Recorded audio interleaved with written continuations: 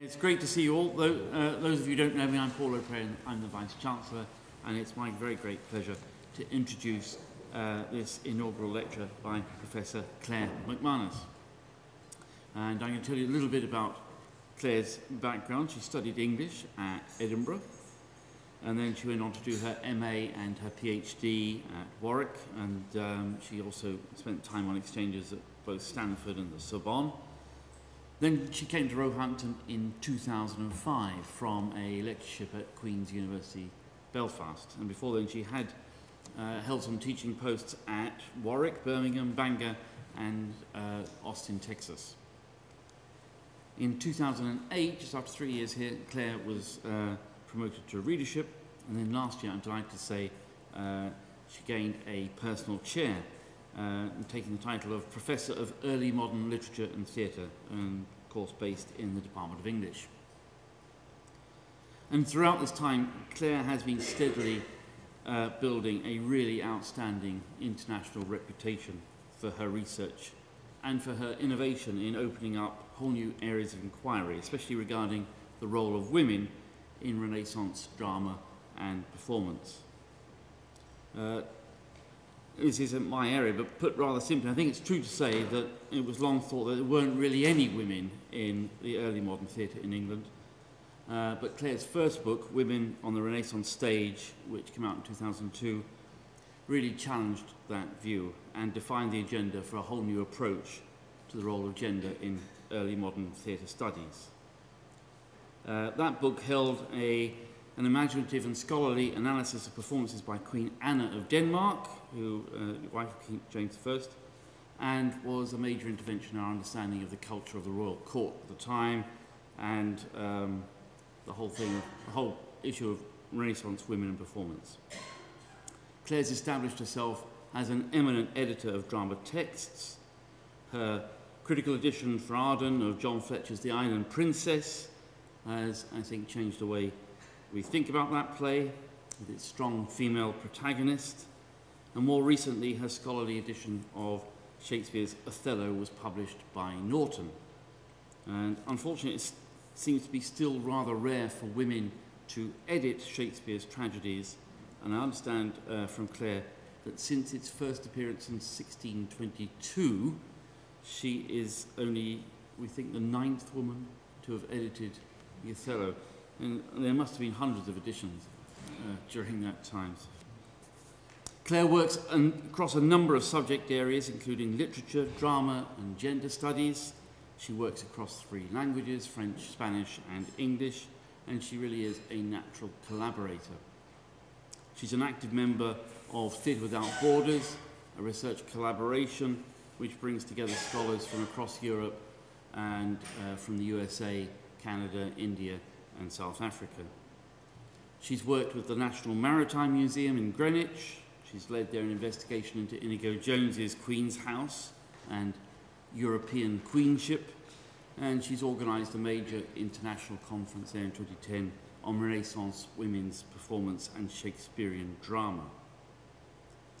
Clare has edited 2 significant special journal issues with Lucy Munro, and the most recent of those is on the impact of women's performance on the early modern dramatic canon. And I understand that's the topic of her next book. So on top of all this, Clare is a wonderfully dedicated and talented teacher with a real concern for her students. She's an outstanding PhD supervisor, and not least, she is a generous and stimulating colleague who we are incredibly proud to have with us here at the university. So with that, please welcome Professor Clare McManus.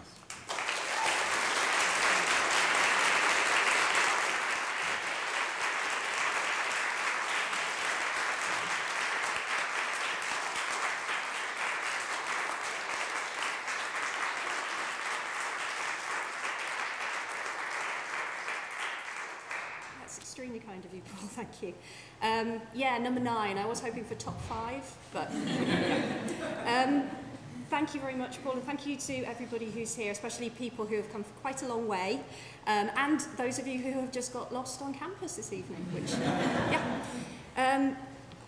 I'm not going to name too many people when I say thank you, but there are scholars and friends and colleagues, past and present, who've been incredibly supportive and wonderful. And I'll just mention a couple from the department during my 11 years here.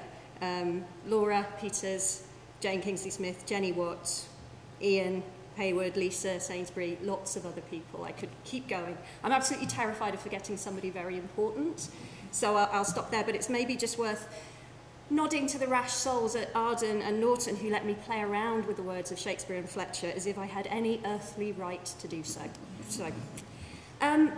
My title, The Woman's Part, comes from Twelfth Night, of course, and it speaks to the theatrical and the bodily idea of a woman, the possibility of building a woman on the early modern all-male stage from the body of a boy plus costume, gesture, intonation and charisma, or in Jean Howard's formula, white paint, fabric and pre-penned words.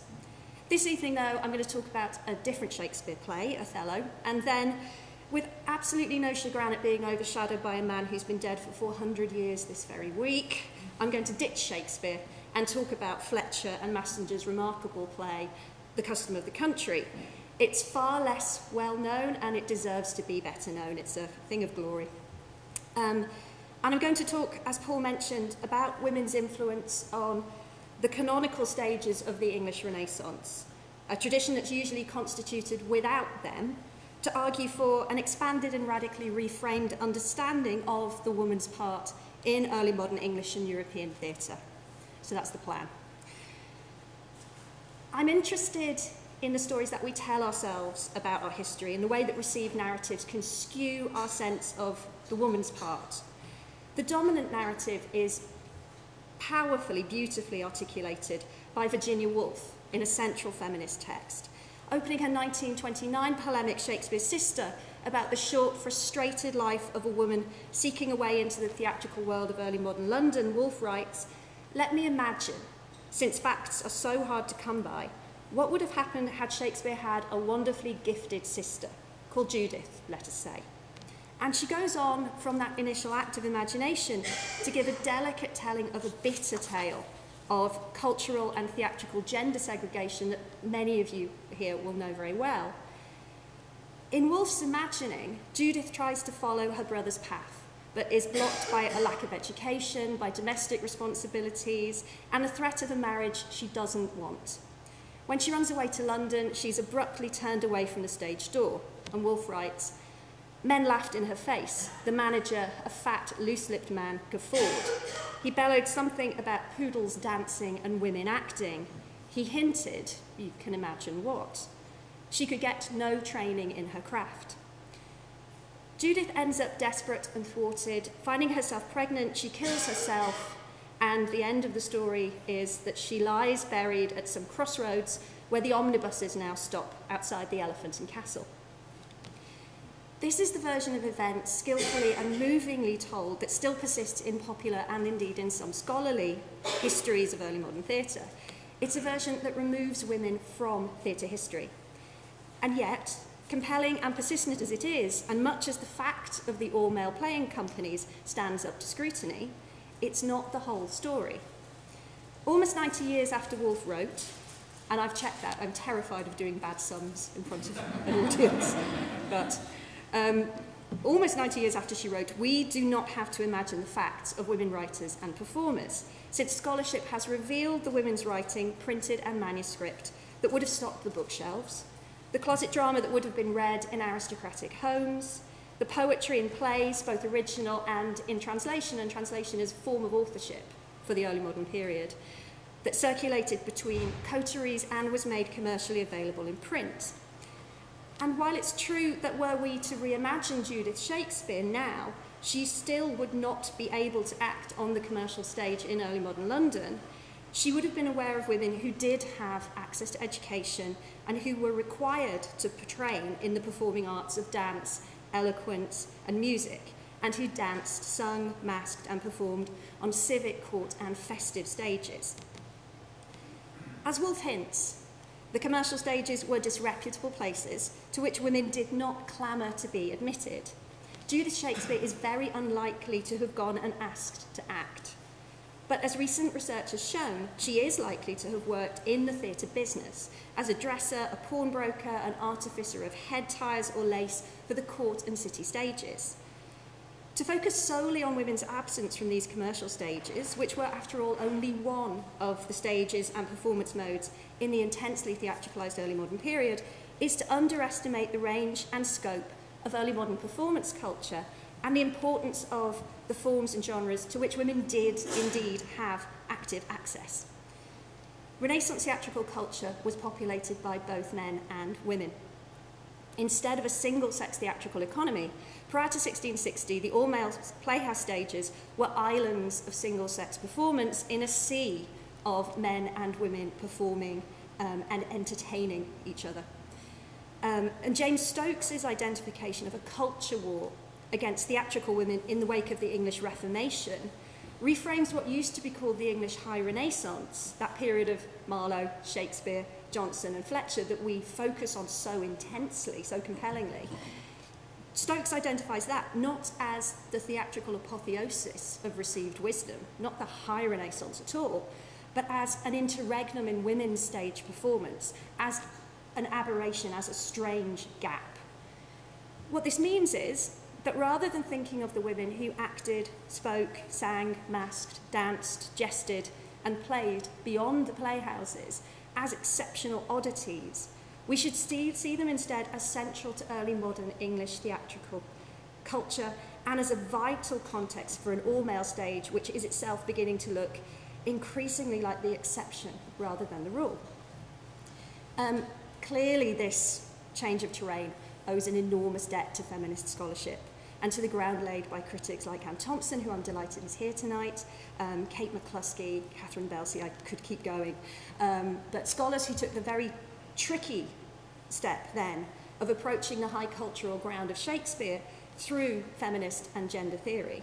And if I can add one personal note for someone who isn't here, Suzanne Gossett's article on women in masks, written in the 1980s, pounced on by me as an MA student in the 1990s, made it both intellectually possible and exciting to carry out a study of women's performance. So, prime among Jacobean theatrical cultural authorities is Queen Anna of Denmark. There's no way for me to do this lecture without talking about this woman. The Danish wife of King James VI I, as Paul mentioned, she was Queen of Scotland from 1589, Queen of England from 1603, so she's always going to be the one after Elizabeth I. But this does her a huge disservice.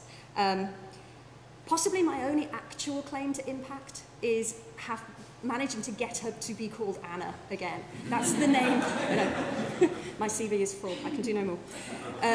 It's the name she called herself, it's how she signed herself. For centuries she has been anglicised and called Anne. That's not how she referred to herself, so I'm happy about that. Less happy to tell you that she is buried in Westminster Abbey, but under the temporary organ at the back of one of the chapels. I say temporary, it's been there since 1969. She would have hated that. And I'm going to show you something else that she would absolutely have hated. The Museum of London made a mistake of using one of her portraits as a kind of seaside photo board, and I made the mistake of doing this. Oh no, sorry, this is the first portrait. Yeah, I am Queen Anna. The actual punchline is worse than that bad joke, never mind. Here we go. This is what happens when research goes bad. So, moving on to a miniature, which is much more appropriate.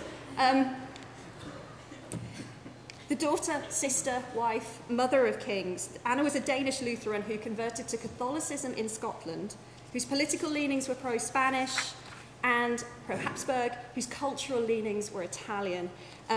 She worked the discourses of queenship in a way that can only be described as astonishing. When separated from her son, Prince Henry, before coming south to claim the English throne in 1603, James would not allow her access to him, and she went to Stirling, where he was kept, 3 months pregnant, beat her belly in fury until they let her in to see him.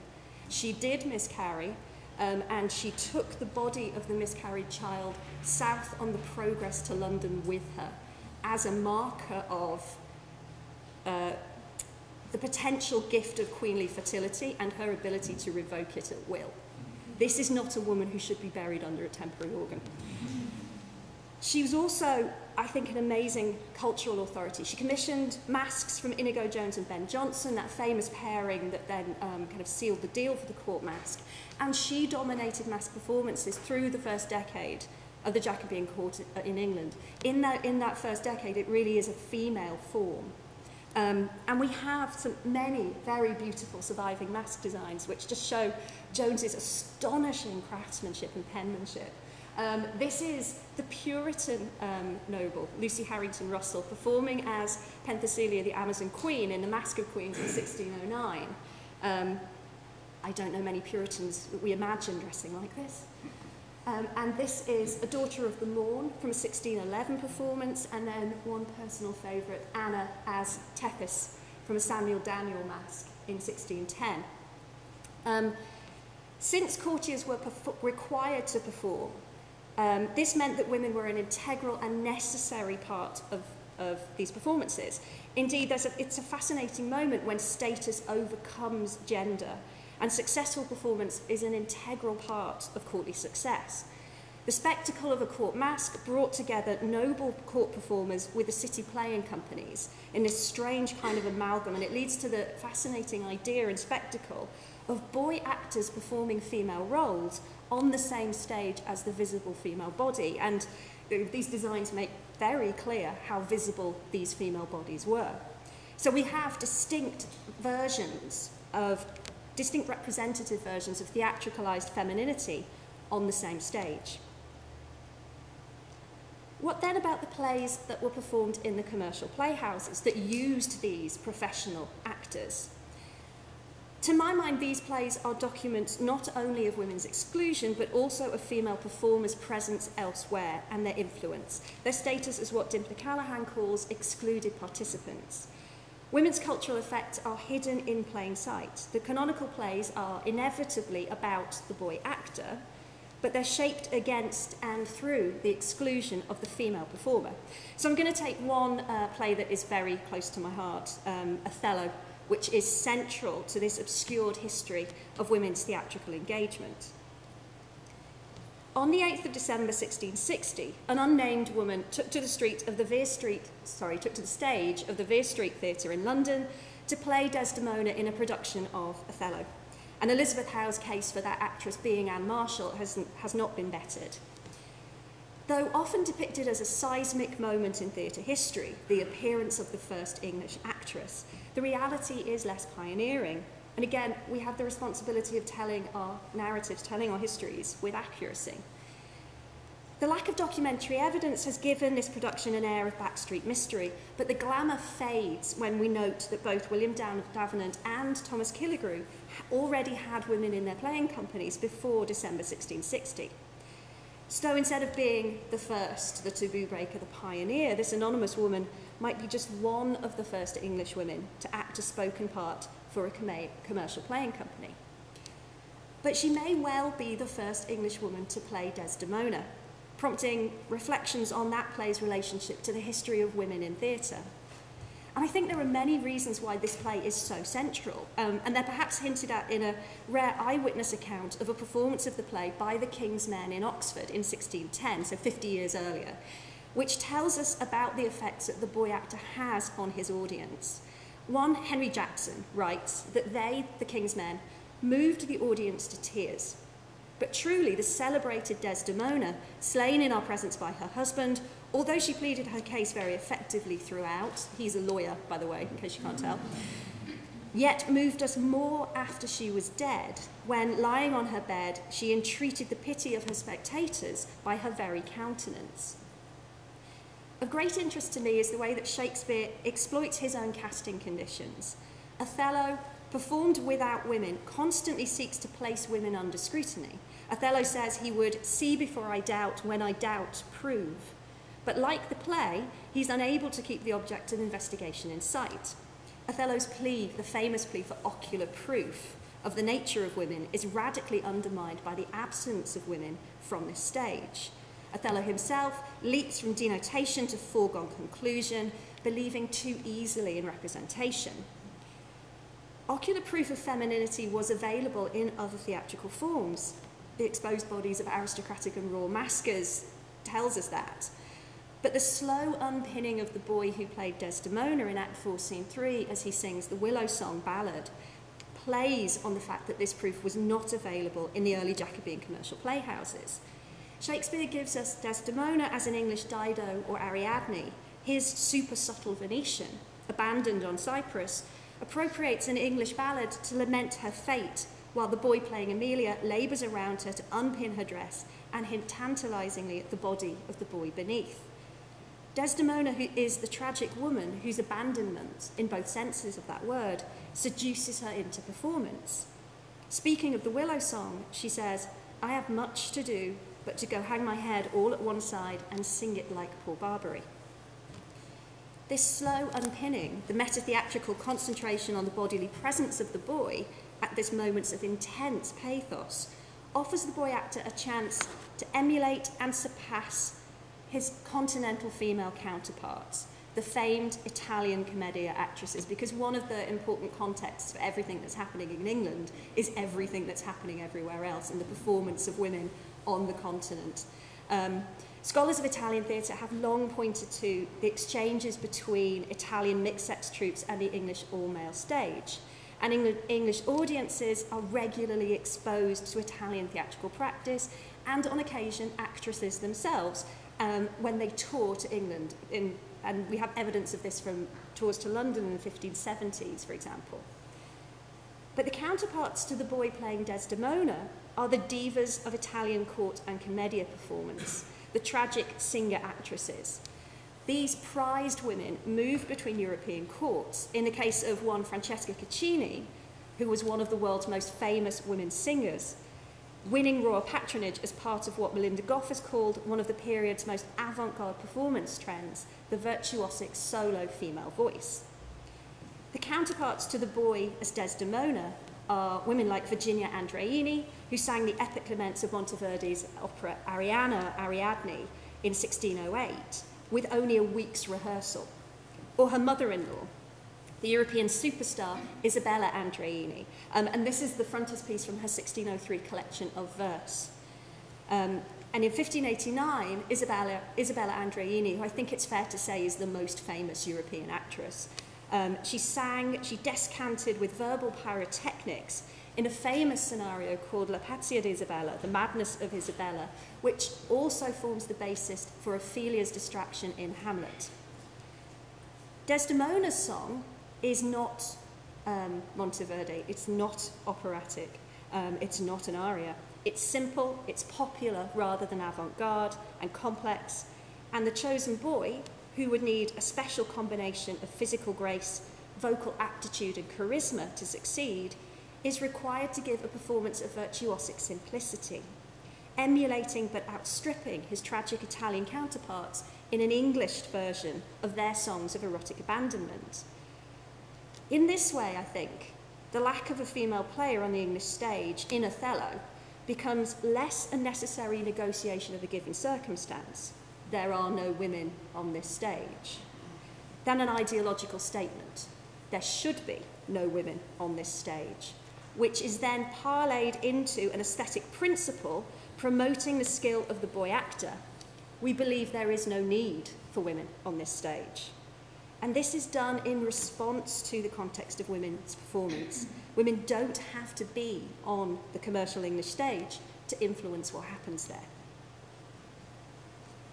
Okay. Othello responds to the female performers that surround the all-male stage with a tour de force of song and pathos from its boy. But I want to move on and talk about a different response, a structural response, from the period immediately after Shakespeare's death. This is a portrait from 1625 of the playwright John Fletcher.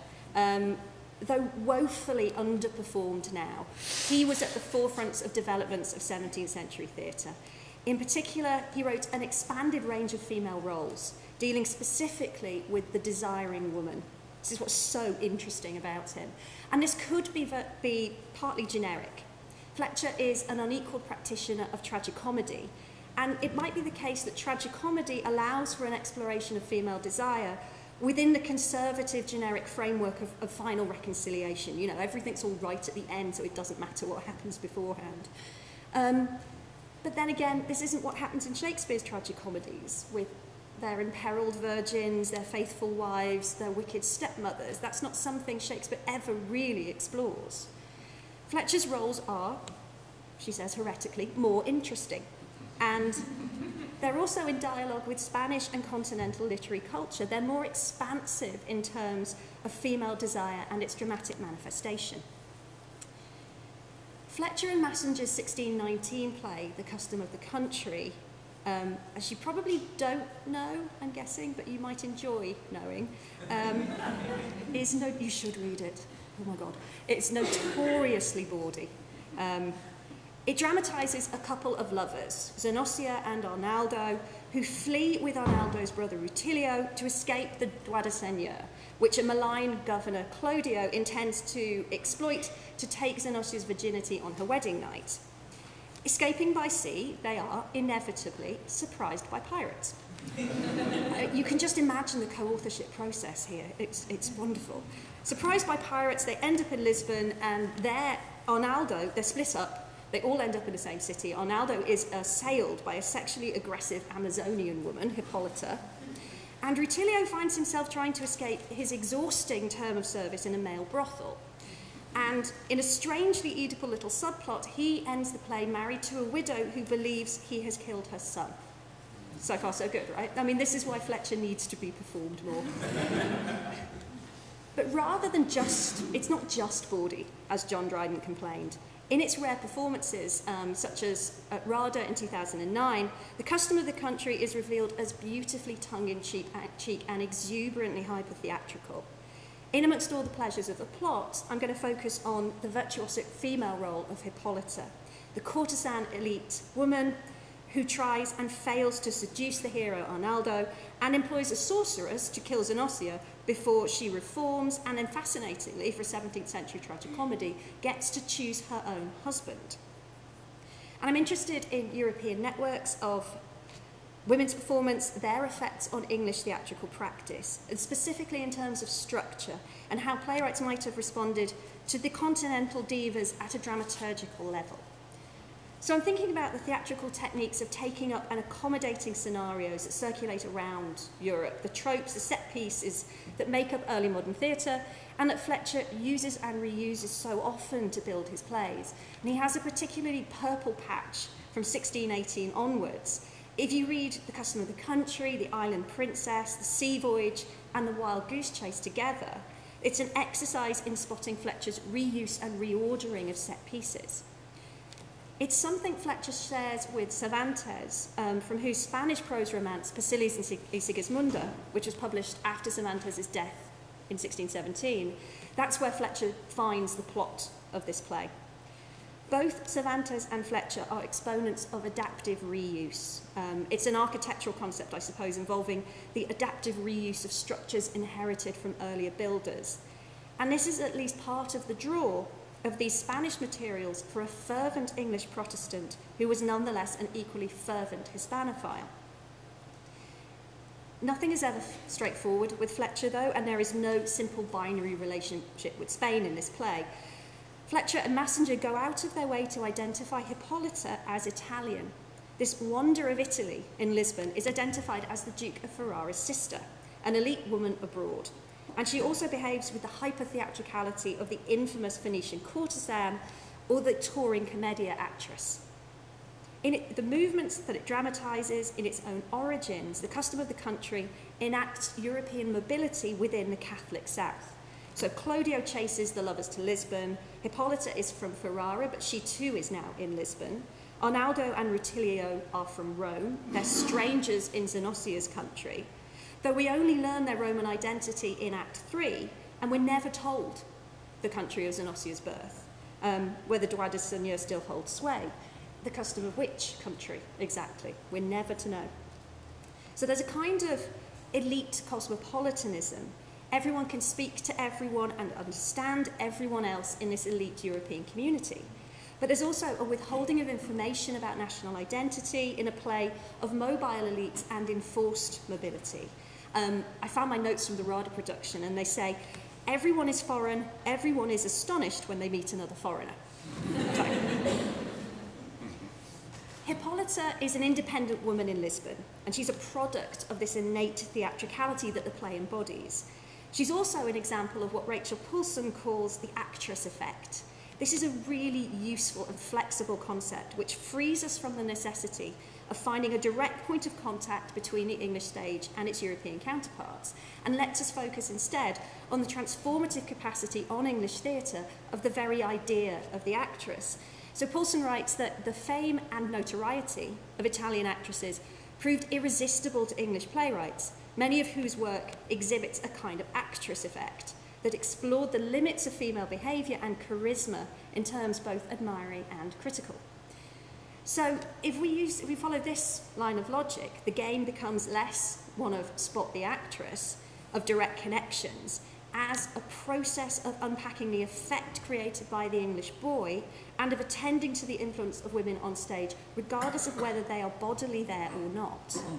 Shaping an idea of theatre as emulative and mobile, and a particular strand of female characterisation as virtuosic and changeable, Poulsen's actress effect lets us see the broader construction of female theatricality and its impact on the English theatre. And in particular, she lets us see the ways in which this is inscribed into Fletcher and Massinger's dramaturgy. So, more about Hippolyta. Hippolyta appears in The Custom of the Country 7 times, and at each entrance, she enacts a different scenario. She is the desiring exotic woman, the lamenting abandoned woman, familiar from Othello, the distracted woman, the vengeful spurned woman, and so on, until finally she fits into the genre and becomes the repentant and beneficent woman. She's completely protean, and she speaks like no one else in this play. Her set pieces are structurally, tonally very clear. They use a classically inflected register. She's given to speaking in an epic vein, and uniquely, she draws self-conscious classical comparisons for herself. At one point, she inverts the myth of Daphne and Apollo to make herself the sexual aggressor. So it kind of feels like everybody else is in a tragic comedy, and this character has just wandered in from Monteverdi. It's just quite amazing. One of the most striking shared tropes that Fletcher and Massinger reuse, occurs on her very first appearance in Act 3, Scene 2, when she enters as a theatricalised and exoticised seductress, with Arnaldo as her bemused target.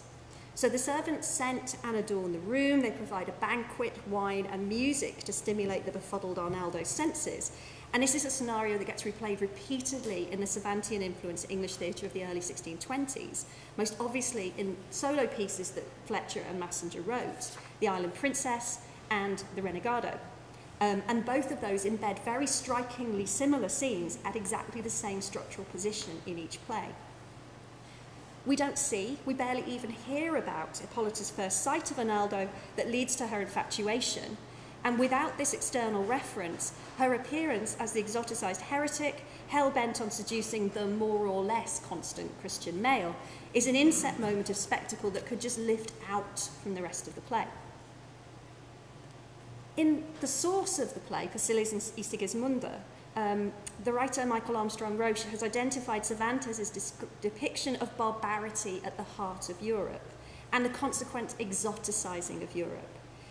In Custom of the Country, the aristocratic Christian woman, Hippolyta, presents herself via the trope of the seductive and exoticized heretic, surrounding herself with the luxury commodities of the global trade in spice and slaves to present a kind of seraglio in Christian Lisbon.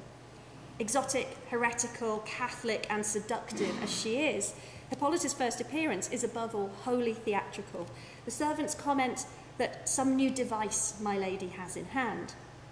Hippolyta's device encapsulates both the idea of performance itself and, in the quaint device of the Tempest, the means to achieve it.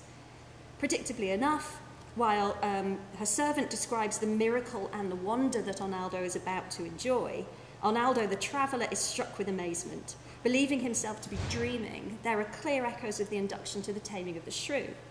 And that, of course, is a play that Fletcher had written back to a decade or so earlier in his 1611 riposte, The Tamer Tamed. And we have Lucy Munro here, who actually has edited that play, which is nice. Here again, a man wakes to a new and inexplicable life of fabulous material wealth and a beautiful wife who is really a boy. Cervantes's Amazon, Hippolyta, throws herself at her target, but Fletcher and Massinger's Amazonian namesake is a different creature altogether. Not for her a clumsy lunge as her quarry makes a chaste bid for the exit. Her weapons of seduction are rhetoric, oratory, and hypertheatricality. Hence, as Thomas Coriat puts it in his 1611 account of his visit to the famed Venetian courtesan Margherita Emiliana, the theatricalized courtesan is a good rhetorician and a most elegant discourser, so that if she cannot move thee with all these foresaid delights, she will sway thy constancy with her rhetorical tongue. This is Coriat's image of a meeting with Margherita Emiliana, bella courtesan de Venezia, and then this is an altogether clearer image, I think, from a 1590 Friendship album of the kind of discourses of sexual transgression and erotic speculation that surrounded the Venetian courtesan. Once the servants have left, Arnaldo becomes a prude who lectures Hippolyta about beauty, wealth, and honesty, and her response is entirely theatricalized. She says, "If you imagine I am too free a lover and act that part belongs to you, I am silent." And she goes on to describe the rest of her performance, inscribing the bodily in speech, and the cues for the boy actor are unmistakable. "Mine eyes shall speak my blushes, parley with ye. I will not touch your hand, but with a tremble fitting a vestal nun. Not long to kiss ye, but gently as the air, and undiscerned too, I'll steal it thus." The boy who originally spoke these words is in all probability Richard Sharp, the same actor who played Kisara in The Island Princess and the Duchess of Malfi in the 1618-23 revival of Webster's play, The Duchess of Malfi. Lead boy of the King's Men, he was at the top of his game.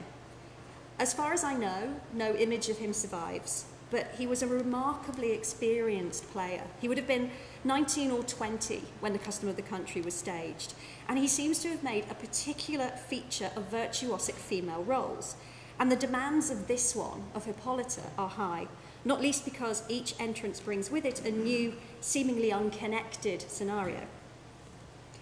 Both Richard Sharp and Hippolyta are virtuosi, and what's more, Hippolyta is a fierce critic of her own performances, most strikingly when lamenting her rejection by Arnaldo. She says, "I am like others of a coarser feature, as weak to allure, but in my dotage stronger. I am no Circe, he, Arnaldo, more than Ulysses, scorns all my bounties, slights my favours, and, as I were some new Egyptian, flies me, leaving no pawn but my shame behind me." Partly this is to do with the gendering of her role. She's reminiscent of Coriat's Venetian courtesan, against whom men must geld their affections or carry Ulysses' herb called moly. They are second Cleopatras. But in this critique of her own performance, Hippolyta out-Hamlets Hamlet in his excoriation of his inability to weep for his father, as the first player does for Hecuba. Hippolyta is no spectator commenting on another's performance, but a player berating herself for acting like Potiphar's wife rather than Circe. While that other Egyptian, Shakespeare's Cleopatra, compares favourably to the boys who she describes as playing some squeaking Cleopatra, Hippolyta here berates herself for being a bad actor, so this is a different order of self-critique. And she's not the only one. Arnaldo also criticises her performance. After the failed seduction, he explains to his wife that had she dealt but with that seeming modesty she might, and flung a little art upon her ardour, but 'twas forgot and I forgot to like her. As well as being somewhat weaselly, Arnaldo's terms also invoke George Sand's famous response to a Sicilian theatre in 1610, in which he wrote, "The parts of women are acted by women and too naturally passionated." Roberta Barker has astutely interpreted these remarks not as a blanket statement of opposition to women's performance, but as a criticism of the incompetent enactment of a déclassée femininity. It's a criticism of a bad performance, something that clearly would horrify Hippolyta. So she presents herself as an actress, and Arnaldo responds to her in that way. But her theatrical self-representation contains a couple of striking little oddities. The first occurs when Zabulon describes her in Act 3, Scene 2, and this is her cue to enter.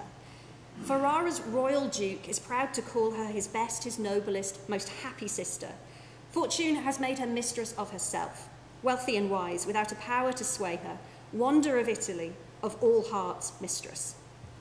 And I got stuck on the Duke of Ferrara's sister.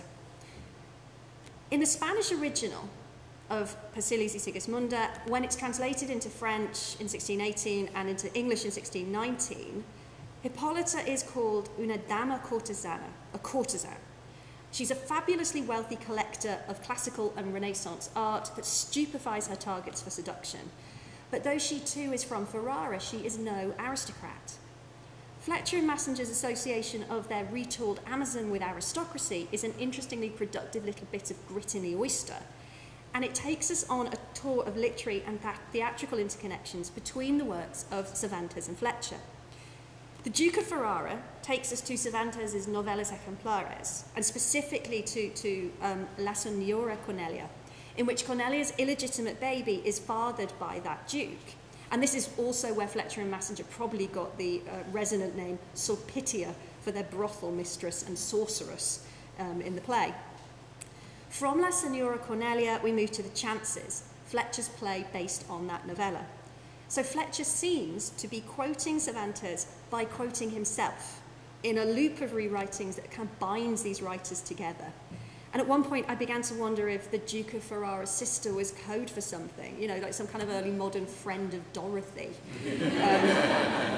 And it might be, and please help me if you know. But it invokes, I think what it's code for is this sustained intertwining of Fletcher with Cervantes' work over a long period of time. More performatively, this has other effects too, to do with the Englishing of female performance. The odd presence of an independent aristocratic woman from Ferrara in Lisbon flickers between being the believable result of the pan-European dynastic marriage trade and sounding like the name for a hyper-theatrical call girl or performer. And in that resonant phrase, fortune has made her mistress of herself. Is she widow? Is she courtesan?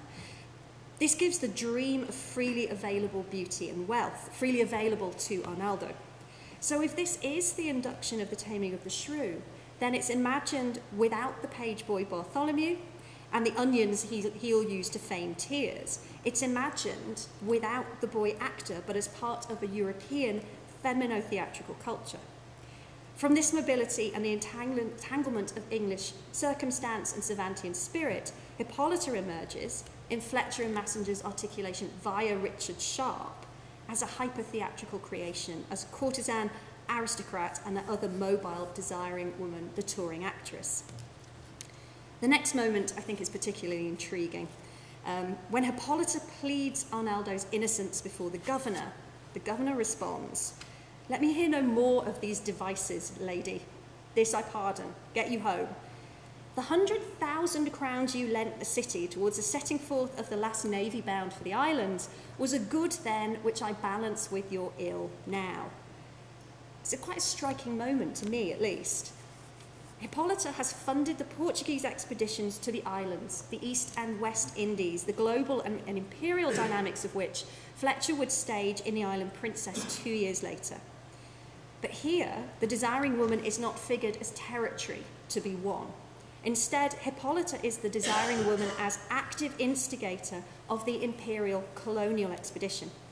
Connecting her again with the luxury commodities of the trade that she used to sway Arnaldo, this comment also connects her to the courtesan. This is Thomas Coriat again. The second cause, he writes, why courtesans are tolerated in Venice, because obviously this was a matter of some interest, is for the revenues which they pay unto the Senate for their toleration, do maintain a dozen of their galleys, as many reported unto me in Venice, and so save them a great charge. Trade and sexual labour converge here, as in Rutilio's desire to avoid tugging an oar in the galleys in favour of tugging in a feather bed in the brothel. very Fletcherian, the exhausting consequences of which demonstrate the proximity of sexual labour and the underpinning of a city-state, an empire and its colonial trade, something further reinforced by Coriat's observation that the courtesan's male children often go to work in the galleys. Hippolyta, the Duke of Ferrara's sister, the courtesan by any other name, the amalgam of elite and sexual theatrical woman, has a global reach. Suddenly she has become the gateway to the Indies, east and west. This is an assertion of female economic independence, if not aggression, given that this loan protects her from punishment. And indeed, she identifies herself, Amazon-like, with the New World. When Arnaldo rejects her, she says, "Young women in the old world were not wont, sir, to hang out gaudy bushes for their beauties, to talk themselves into young men's affections." The wonder of Italy, this Hippolyta is not the connoisseur of Persilisi Sigismunda, but an entry point for the luxury commodities of the spice, bullion and slave trades. I want to talk a little bit more about Richard Sharp and a little bit more about structure.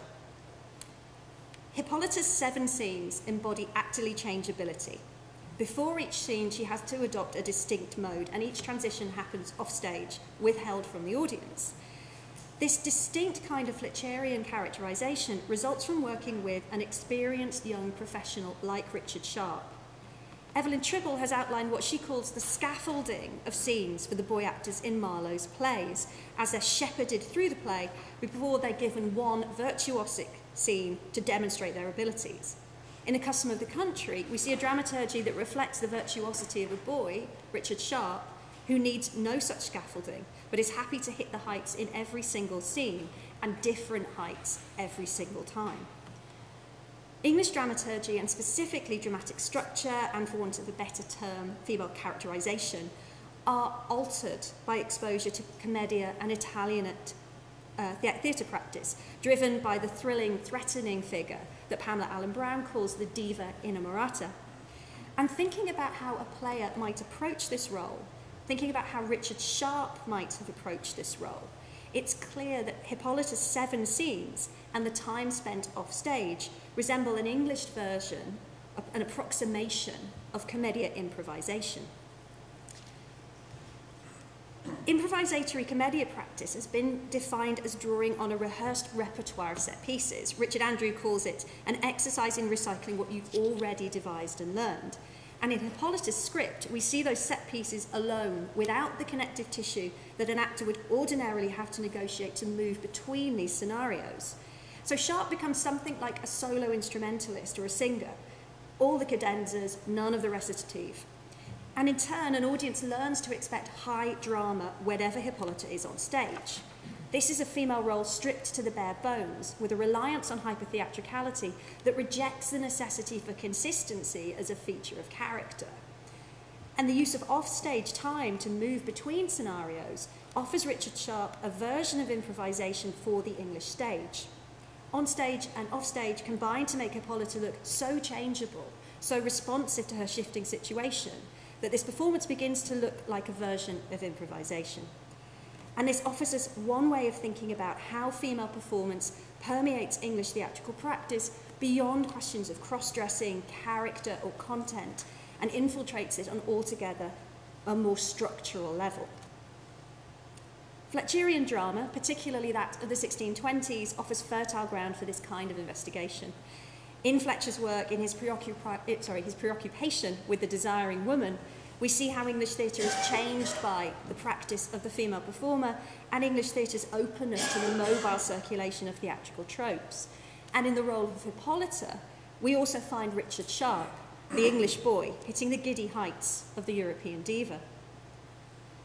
So, contrary to Virginia Woolf's narrative of frustrated female potential, the playhouse stages of early modern England are islands in a sea of mixed-sex performance. Even when women were not on stage, they influenced it, whether they're rejected, as in the preeminence of Othello's boy over the European diva, or whether their skills are incorporated, as in Hippolyta's improvisatory glamour.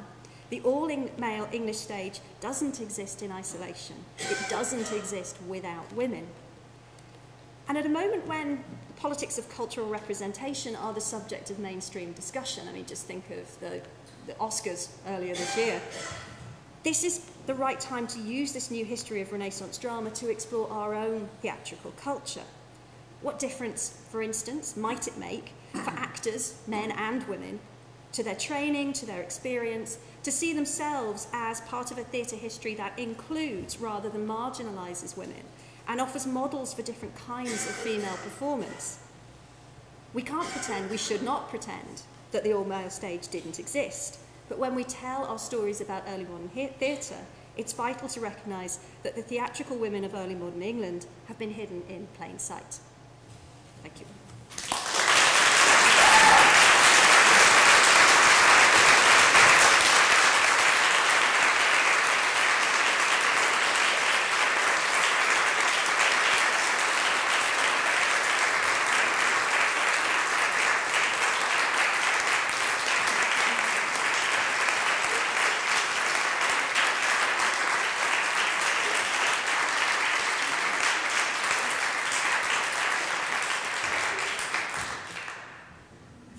Claire, thank you very much indeed. I think you could tell from that response that that was a really, really gripping and really entertaining account. You've really brought to life those amazing texts and those amazing performances. And, you know, for me, what came over, it's not just the energy and the passion that came through Claire's presentation, but you know that is backed by incredible amount of knowledge, incredible breadth and depth of knowledge that crosses the whole of European literature and drama.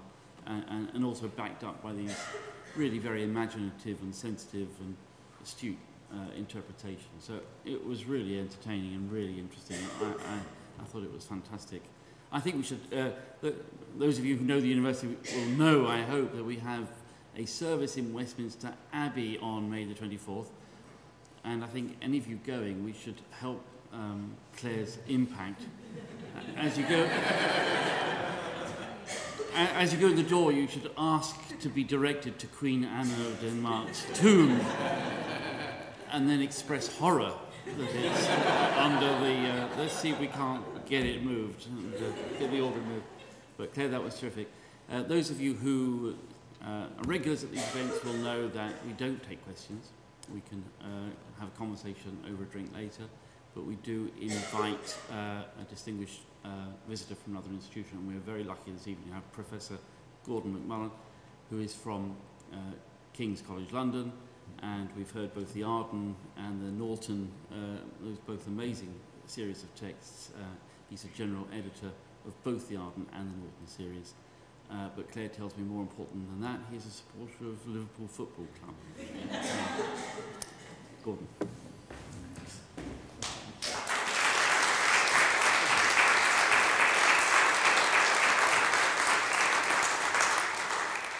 I was very touched that Claire asked me to respond to her lecture today. I wonder if she realised at the time that it would mean seeing me in a suit 3 times in the space of a week. One of those occasions, I should say, was last Wednesday when she and I had a wonderful treat attending the Wisden dinner in the Long Room at Lord's. Now, if you don't like cricket, this won't mean very much to you, but if you do, you'll realise the enormity of the thrill involved. Starstruck was not the half of it. But we're here to celebrate Claire's professorialism, not her fandom. Or more precisely, we're here because we are her fans. We think she's great. We think this because we've read her work and listened to her lectures, and we know she's the real thing, as Roehampton has now formally acknowledged in making her a professor. What is Claire good at? Well, we all know, or we wouldn't be here. She's good at the things academics should be good at, but aren't always. She writes passionately, she organises crisply, and she believes in her students, and she gives them the opportunity to learn the things that students of English should learn, to read endlessly and attentively, to love books and other texts, to reflect critically on those texts and on the worlds from which they emerge, and above all, in Claire's case, to attend to the inequalities of gender that still persist in our culture. These inequalities have their roots in the past, of course, and it's a couple of those pasts that we've just been hearing about, the Woolfian past of the early 20th century and the Shakespearean Fletcherian past of the early 17th century. What Claire's done in her writing, above all in Women on the Renaissance Stage, is to make us pay proper attention to those pasts, not to let our assumptions stop us from accepting the actual evidence. I once listened to a friend give a talk at the Shakespeare Association of America conference, and at the question time, someone in the front row immediately put his hand up and asked the killer question: "Have you read my book?" And I know that Clare has to demonstrate immense restraint on occasions when some hapless soul says innocently, "But there weren't any women on the Renaissance stage, were there?" Because, of course, there were, and Clare has shown us that there were, and she's made us adjust our sets to deal with this fact. She also, as the lecture we've just heard makes clear, nuances that fact by acknowledging the extent to which women on the Renaissance stage were also often men, and expanding on the virtuosity required for those men, young men, boys, to be Shakespeare's Desdemona, Fletcher's Hippolyta. In the process, she always looks beyond the usual boundaries, noting the international origins of that virtuosity, never being a little early modern Englander, as Shakespeareans too often are. In the year, the month, nearly the day of greatest fuss about the man she mentioned who's been dead for 400 years, Clare has reminded us that Shakespeare was not the only writer, the only playwright, and he was himself not a little Englander, but someone highly aware of cultures beyond these islands. Judith Shakespeare, had she existed, would have known of women who performed and demonstrated their skills publicly. She would also have known of the larger world of which the English stage was a part. As Clare has shown, other playwrights understood that Shakespeare wasn't, as romantic tradition would have it, writing in an attic, receiving inspiration directly from heaven. He was reading voraciously, as did his collaborators and successors, including the shamelessly bawdy John Fletcher, who was, as Clare has reminded us, writing plays in collaboration with the work of one of the other key figures who died in 1616, not only his erstwhile collaborator Francis Beaumont, but Cervantes, from whom he drew plot after plot. Here, as Clare has noted, is a fervent English Protestant who was nonetheless an equally fervent Hispanophile, yet another jolt for our normal assumptions. What Clare reminds us is that we always have to keep our assumptions and our beliefs under interrogation, because the chances are that they'll turn out to be a little wide of the mark. Some beliefs, as has already been mentioned, are, however, unshiftable. One of Clare's key beliefs, one I share, but for which it's not always as demonstrable as it was last Thursday, is that Liverpool is the best football club in the world. I developed a habit when we were together engaged on editing Shakespeare for Norton of referring to a certain eminent American scholar as Stevie G, which, as you will see from the daggers that are currently out of Clare's eyes at me, is something she hated. Because there is, of course, only one Stevie G. Still, no matter how central they are to the current state of the game, no footballer and no scholar works alone and without mentors. And one of the things I've always admired about Clare is her keen acknowledgement of the feminist early modernists who preceded her and whose work has been key to her scholarly development. Names such as Anne Thompson, who's here tonight, Kate McCluskey, Suzanne Gossett, and the immediate generation after, including Clare's PhD supervisor, Kate Shedsoy. It's been made very clear to us this evening that the work they provoked is alive and well and developing and growing, not least here at Roehampton.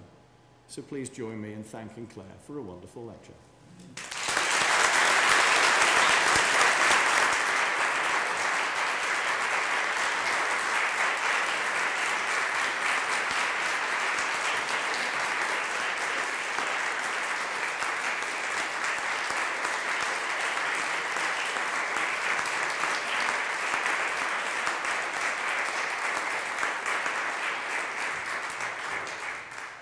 Gordon, thank you very much indeed. That brings us to the end of the formal part of the evening, but I suspect there's going to be lots of lively discussion and debate. If you'd like to join us next door, back in the Adam Room for a drink and something to eat. Before we go, let's again thank Clare for a really terrific and enjoyable lecture.